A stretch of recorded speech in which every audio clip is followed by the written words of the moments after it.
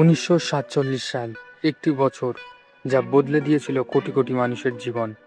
একটি দেশ দুটি ভাগে বিভক্ত হলো, কিন্তু শুধু মানচিত্র নয়, ভেঙে গিয়েছিল মানুষের সম্পর্ক, বিশ্বাস আর স্বপ্ন। এক রাতের মধ্যে যে প্রতিবেশী ছিল আপনার আপনজন, সে হয়ে গেল অন্য দেশের মানুষ। তো বন্ধুরা, আজ আমরা জানবো ভারতের দেশভাগের সেই অজানা, বেদনাদায়ক এবং সত্যি গল্প, যা ইতিহাসে লেখা থাকলেও অনেকের মনে এখনো রয়ে গেছে ক্ষত হয়ে। প্রায় 200 বছর ধরে ভারত ছিল ব্রিটিশদের শাসনের অধীনে।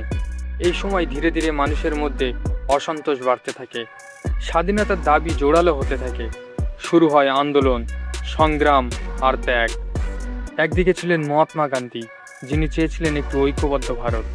অন্যদিকে মোহাম্মদ আলী জিন্না, যিনি মুসলমানদের জন্য আলাদা দেশ চেয়েছিলেন। ধীরে ধীরে হিন্দু ও মুসলিমদের মধ্যে বিভাজন বাড়তে থাকে, রাজনীতি হয়ে ওঠে ধর্মভিত্তিক। ব্রিটিশরা বুঝতে পারে তাদের শাসনের শেষ সময় চলে এসেছে, কিন্তু তারা চলে যাওয়ার আগে রেখে যায় একটি বিভক্ত দেশ। 1947 সালের আগস্ট মাস ঘোষণা করা হলো ভারতকে ভাগ করা হবে। 14ই আগস্ট পাকিস্তান স্বাধীন হলো। 15ই আগস্ট ভারত স্বাধীনতা পেল। কিন্তু এর মাঝেই টানা হলো একটি সীমারেখা, রেড ক্লিফ লাইন।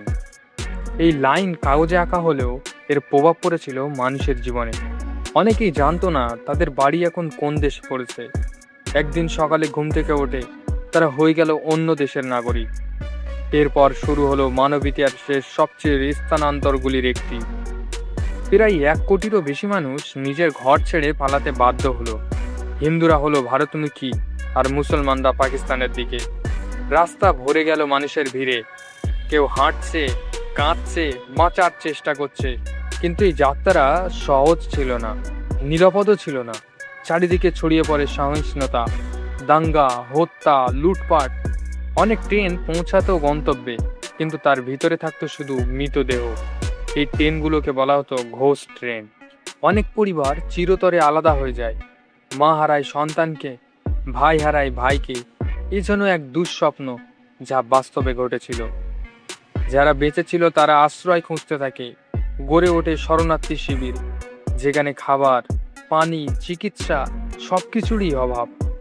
মানুষ নতুন করে জীবন শুরু করার চেষ্টা করে, কিন্তু পুরানো স্মৃতি তাদের তাড়া করে বেড়ায়। ভারত ভাগ শুধু অতীতের ঘটনা নয়, এর প্রভাব আজও আমরা অনুভব করি। ভারত ও পাকিস্তানের সম্পর্ক, কাশ্মীর ইস্যু, ধর্মীয় উত্তেজনা, সবকিছুর শিকড় কোথাও না কোথাও জড়িয়ে আছে সেই 1947 সালে।